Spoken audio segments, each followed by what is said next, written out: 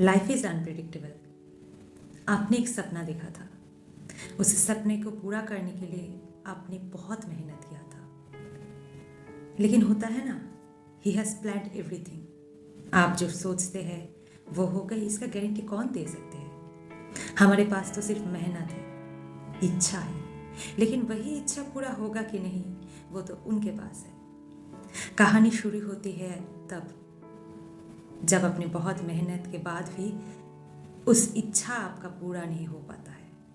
आप टूट के बिखर जाते हैं, आपका लाइफ में सब कुछ खत्म हो जाता है और आप एक जिंदा लाश बन के रह जाते हैं।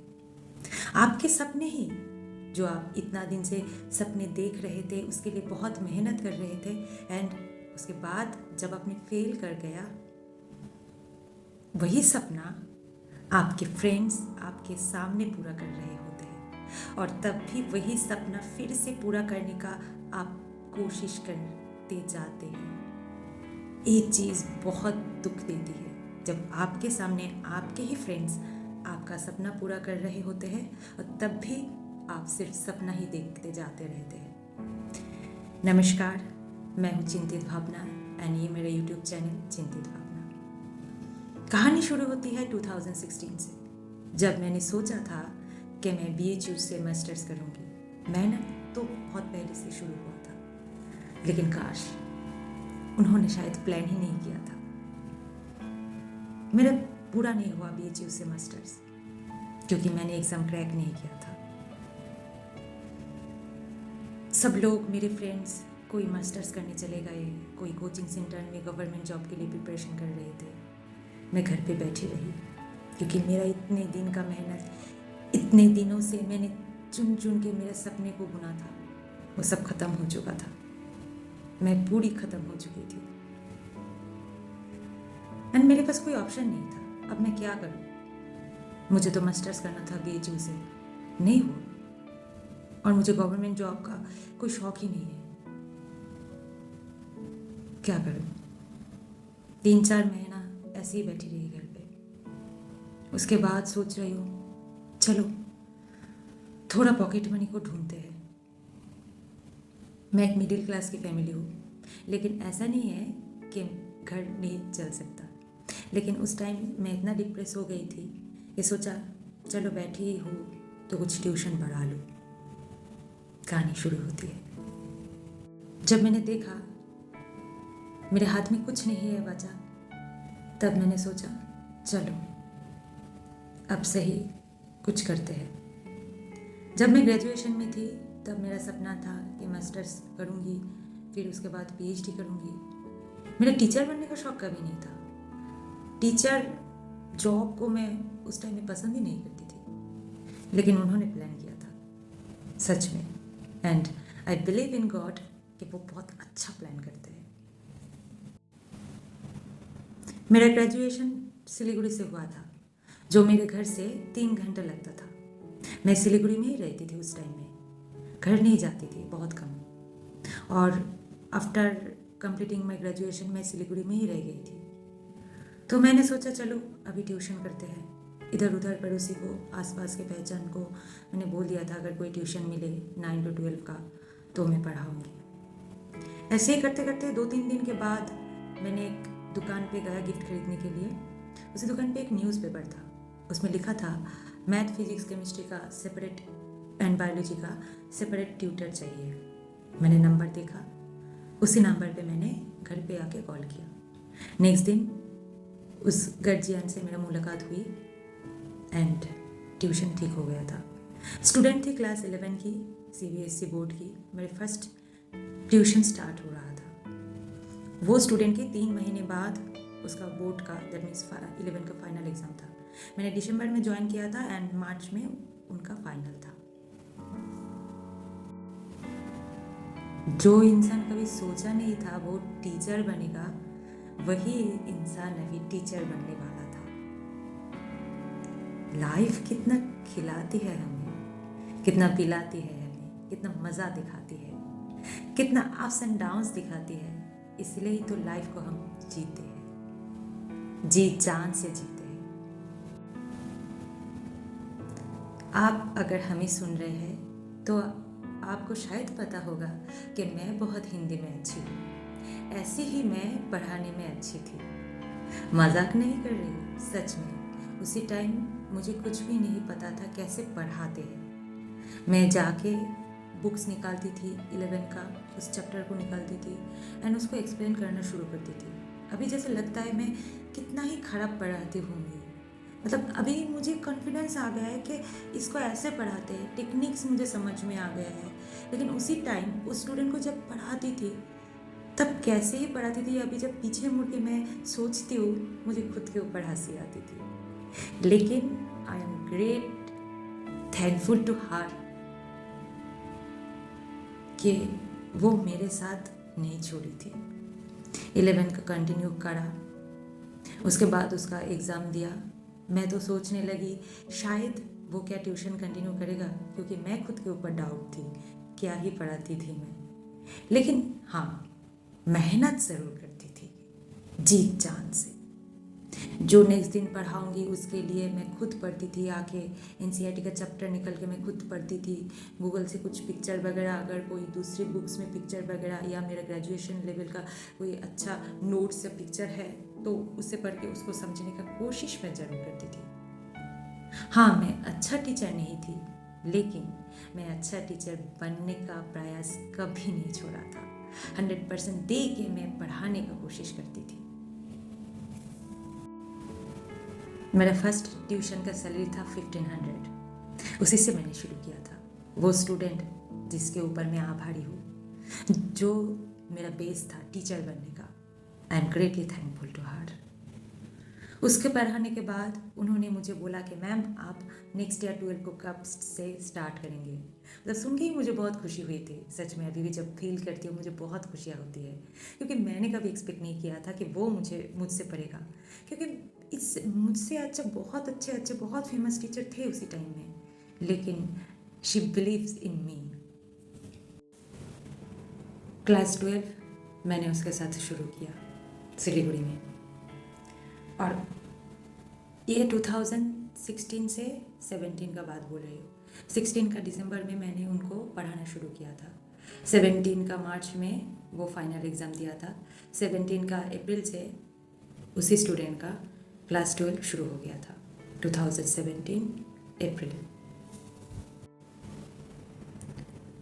17 टोटल 17 को मैंने उसी स्टूडेंट को पढ़ाया था, एक ही स्टूडेंट। 2017 क्लास 12 सिलीगुड़ी। 2017 में लाइफ में एक टर्निंग पॉइंट और आ गया, BHU से भी बहुत बड़ा। मेरा फादर पैरालाइज्ड हो गए, उनको ब्रेन स्ट्रोक आ गया था। लाइफ को अगर आप कभी समेटना चाहते हो तो कभी कभी लाइफ भी आपको चौका मार देता है। 2017 में मैंने उसी स्टूडेंट को कंटिन्यू किया था सिलीगुड़ी में। वो क्लास 12 दे रही थी, लेकिन लाइफ में और एक सबसे बड़ा टर्निंग पॉइंट आ गया था मेरा, BHU से भी सबसे ज़्यादा बड़ा। मेरा फादर 2017 नवंबर में स्ट्रोक कर गए थे। उसके बाद उसका राइट साइड पैरालाइज्ड हो गया था 2017 नवंबर। I was totally destroyed. मतलब मुझे समझ में नहीं आ रहा था कि लाइफ में अभी मैं क्या करूँ, नाउ क्या होगा मेरे साथ। मुझे कुछ भी नहीं पता था लाइफ क्या मोड़ लेंगे, इसके नेक्स्ट डे मेरा लाइफ में क्या हो सकता था, मुझे कुछ भी नहीं पता था। मेरा करियर, मेरा ट्यूशन, क्या होगा मेरे साथ। आई वॉज टोटली कन्फ्यूज्ड। 2017 का नवंबर दिसंबर ऐसे ही चला गया। उस स्टूडेंट को पढ़ाती थी। नवंबर 2018 आ गया, जनवरी फरवरी मार्च में उसी स्टूडेंट का क्लास 12 का बोर्ड। मार्च में मेरे पास कुछ भी ऑप्शन नहीं था। मैं सोच रही थी इसके बाद मैं क्या करूं, मेरे पास कुछ ट्यूशन नहीं है, मैं मतलब करूंगी क्या। हाँ, हाल ही में मतलब ऐसा नहीं था कि मैं चल नहीं पाऊंगी, घर से सपोर्ट था मेरे, लेकिन मैं वो कंटिन्यू करना चाहती थी। और उसी टाइम में 2018 का जो मार्च महीना था, उसी टाइम में मैंने बहुत फरवरी से ही मैं बहुत सोचती थी कि मैं क्या करूँगी। अभी अप्रैल से मुझे ट्यूशन कहाँ पे मिलेगा, जो एक ट्यूशन था वो तो वोट दे रहा था, अभी मैं क्या करूँ। तो ऐसे ही चलते चलते मुझे लगा था कि मुझे कुछ मतलब अगर मेरे घर के सामने अगर कोई ट्यूशन मिलता है तो मुझे सिलीगुड़ी में आके पढ़ाने का ज़रूरत नहीं होगा। तो मैंने घर पे मेरे फ्रेंड्स को बोल के रखा था, तो वो भी ढूंढ रहे थे। उसी टाइम में मैंने मेरा जो स्टूडेंट से 1500 रुपये महीने में लेती थी, तो उसी टाइम में मैंने एक पैम्पलेट छपवाया मेरे नाम पे साइंस पढ़ाने के लिए मेरे घर के सामने। उसी टाइम में मुझे कोई ट्यूशन नहीं मिलता था मेरे घर के आसपास में, अगर मिलता भी था तो 1-2 ऐसे क्लास का। लेकिन मैं अपने सब्जेक्ट को बहुत प्यार करती हूँ एंड मैं बहुत एफर्ट डालती हूँ, तो मैं 9 मतलब हायर क्लास पढ़ाना चाहती थी। तो लेकिन उस टाइम में होता था कि मुझे कोई पहचानता ही नहीं था।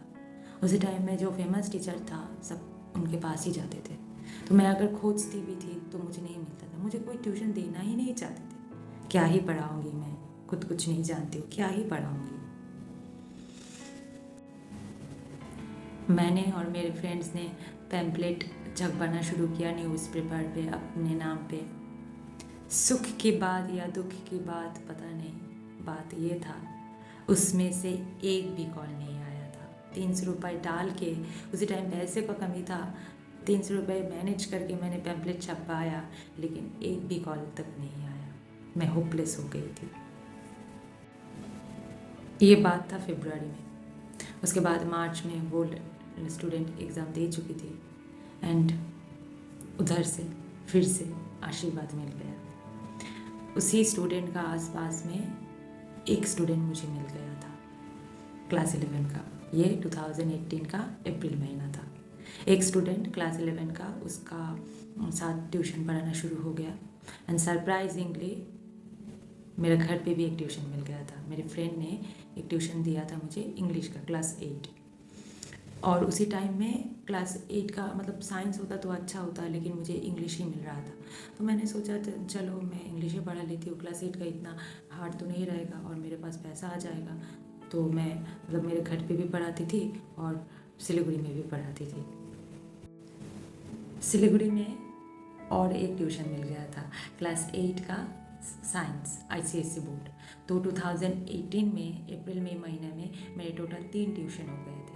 एक मेरे घर पे क्लास 8 का इंग्लिश और 2 सिलीगुड़ी में, एक क्लास 11 बायोलॉजी एंड एक क्लास 8 साइंस। तो टोटल 3 ट्यूशन 2018 में अप्रैल से मैंने स्टार्ट किया था।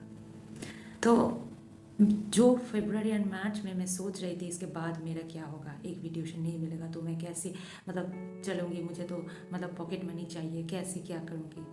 लेकिन मैं बहुत सोचती रही, पैम्पलेट छपवाया, मतलब पड़ोसन को इसको उसको बोलती रही, कुछ ट्यूशन मुझे नहीं मिल रहा था, बहुत परेशान हो गई थी। लेकिन बोलते हैं ना, पेशेंस बना के रखिए, आपका दिन ज़रूर आएगा। तो ऐसे ही मेरे साथ हुआ था। एंड और एक चीज़ इससे मैंने सीखा था, देने वाला जब भी देता छप्पर फाड़ के, सच में। और छप्पर फाड़ के सिर्फ इसी बार नहीं दिया था, सुनाऊंगी कहानी अगले चैनल पे, मतलब अगले वीडियो पे। तब तक अगर ये वीडियो आपको अच्छा लगे तो लाइक शेयर एंड सब्सक्राइब कर देना। एंड हाँ, मेरा जो फर्स्ट स्टूडेंट का जो मेरे फर्स्ट स्टूडेंट थे उसका भी फ़ोटो आपके साथ शेयर करूँगी and I am really thankful to her. And उसके बाद जो मेरे सेकंड स्टूडेंट क्लास 11 का थी, अभी भी उन लोगों के साथ मेरा कांटेक्ट होते हैं and they are very nice. उनके मेरा जो क्लास 11 का 2018 से शुरू हुआ था, उसके बाद क्या हुआ था उसका स्टोरी नेक्स्ट वीडियो में ज़रूर बताऊँगी। एंड तब तक के लिए একদিন যখন ভেবেছি তখন করব, পৃথিবীর সব না পারাগুলোকে একদিন हाथेर मुठोय নিয়ে আসবো। इसका मतलब मैं अगर सोचती हूँ तो मैं ज़रूर करूँगी, जो मैं नहीं कर पा रही हूँ वो भी मैं मेहनत से एक दिन ज़रूर करूँगी। तो ये सिर्फ मेरे लिए नहीं है, आप लोगों के लिए भी है। तो बी पॉजिटिव।